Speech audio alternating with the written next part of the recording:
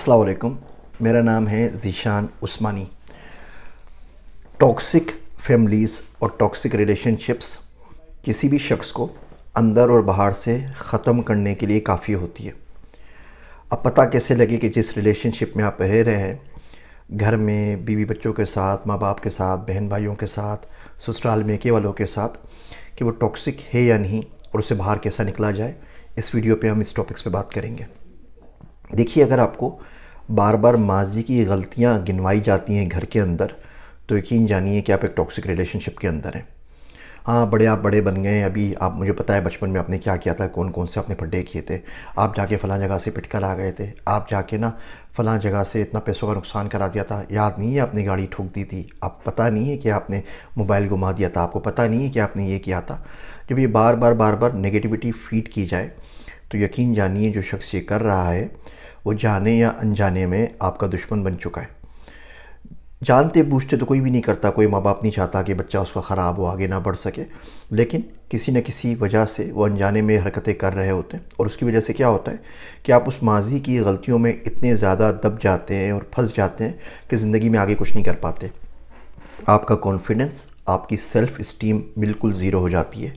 ऐसी कोई सिचुएशन है तो उस घर से बाहर निकल जाइए। ठीक है, आप अफोर्ड नहीं कर सकते, आप मुझसे बाहर नहीं जा सकते। कोई देखें चाचा ताया मामा खालू, कोई ना कोई किसी शहर में रह रहा होगा, उसके पास जाके 2-3 महीने गुजार दीजिए। कुछ नहीं होता, तबलीगी जमात में 3 महीने के, 4 महीने के, 40 दिन के चिल्ले के ऊपर निकल जाइए। किसी दोस्त के पास जाके रहने, आजकल फेसबुक पे तो बहुत सारे लोग मिल जाते हैं। तो मेल्स के लिए तो आसानी है, फ़ीमेल के लिए तो थोड़ा सा मुश्किल है। लेकिन आप कहीं ना कहीं निकल जाइए, उस 3-4 महीने उस माहौल से बाहर गुजारिए। बहू काम कर रही है, आपको जुमले सुनने को मिलेंगे, जी आपको अपना आप मनवाना है, अपना लोहा मनवाना है, और आपने ये भी काम करना है और वो भी काम करना है, और हमने तो अपने दौर में पता नहीं क्या कुछ किए थे, 20,000 लोगों के लिए खाना पकाया था, आपके लिए 2 लोगों से खाना नहीं पकता। तो इस किस्म के जुमले सुनने को मिले तो कोशिश करें कि थोड़ा अलग हो जाए। 2-3 महीने के लिए भी अलग हो जाएंगे तो जहन को बहुत ज़्यादा सुकून मिलेगा। इस तरह का फाइनेंशियल स्ट्रेस हमारे माशरे में डेवलप हो गया है कि हर शख्स परेशान है। बाप बेचारा बोलता रहता है कि बिजली का बिल 10,000 रुपये आता है, ये ताला तुमने तोड़ दिया है ना, ये 5,000 रुपये का आया है। जो गाड़ी तुम जाकर आ गए हो ना, तो गाड़ी के मेरे पास 50,000 का खर्चा है, और जो मोबाइल तुमने फ़ोन फेंक के मारा है ना, 11,000 का आएगा। हम लोग बोलते हैं बाप बेचारा हर वक्त पैसे की बात करता रहता है, कोई इमोशंस नहीं है, कोई जज्बात नहीं है, उसको हर वक्त पैसा सूझता है। उसको हर वक्त पैसा इसलिए सूझता है कि पैसा खर्च वो कर रहा है।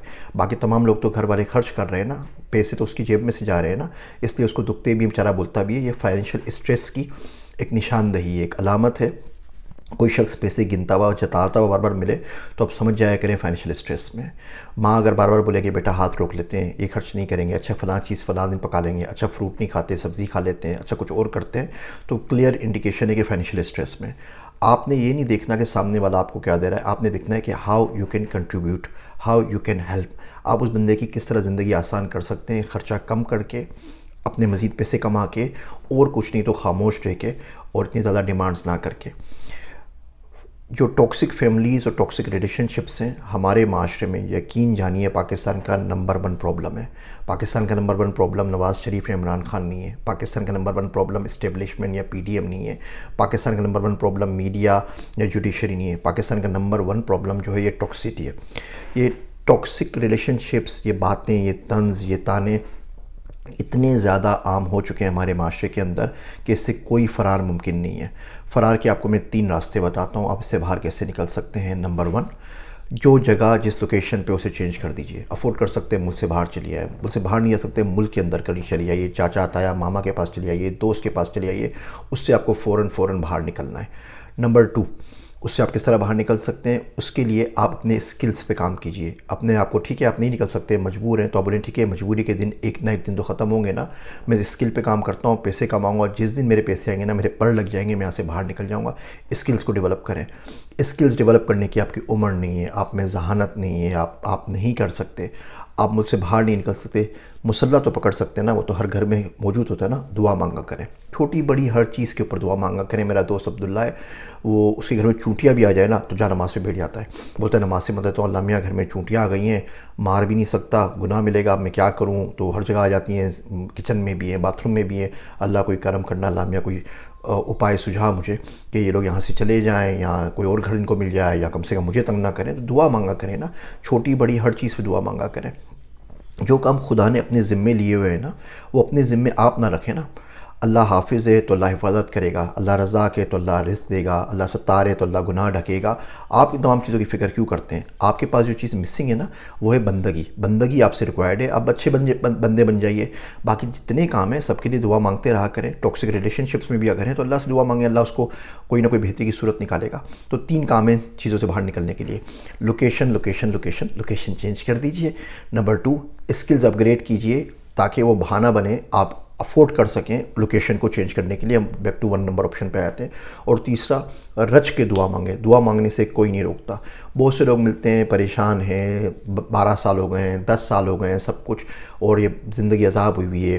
सास ने, ससुर ने, माँ ने, बहन ने, भाई ने, चाचा ताया मामा ने, मोहल्ले वालों ने, सब ने ज़िंदगी जीवन की हुई है, बॉस ने। तो मैं पूछता हूँ 10 साल हो गए? बोल ठीक है। अच्छा ये बताइए 10 साल में तहज्जुद कितनी दफ़ा पढ़ी? कितनी दफ़े दुआ को हाथ उठाए? कितने दफ़े अल्लाह से को ख़त लिखा? कितने दफ़े शऊरी कोशिश की उस मुश्किल से, मुसीबत से बाहर निकलने की, अपनी अकल को पॉज़ करके, अपनी अकल को साइड के ऊपर रख के। हम दुनिया भर की अकलें लड़ा लेते हैं और जिसके पास जाना चाहिए उसके पास नहीं जाते, जिसके पास सॉल्यूशन मौजूद है उसके पास नहीं जाते। पूरी दुनिया की अकल लड़ाते रहते हैं, चलाकियाँ करते रहते हैं, रोते रहते हैं, पिटते रहते हैं। रोना पिटना ही है ना भैया, तो जाके जानमाज़ पे रोइए ना। कभी इंशाल्लाह वीडियो बनाऊंगा कि रोना कितनी बड़ी स्किल है ज़िंदगी के अंदर, और ये स्किल किसी को मिल जाए ना अगर, तो उसको ज़्यादा कुछ करना नहीं पड़ता। बात लंबी हो जाएगी। उम्मीद करता हूँ ये छोटे छोटे रिमाइंडर ज़िंदगी में बदलाव का सबब ज़रूर बनेंगे। मेरे वास्ते दुआ कीजिएगा। मैं हूँ आप सबका ज़ीशान उस्मानी।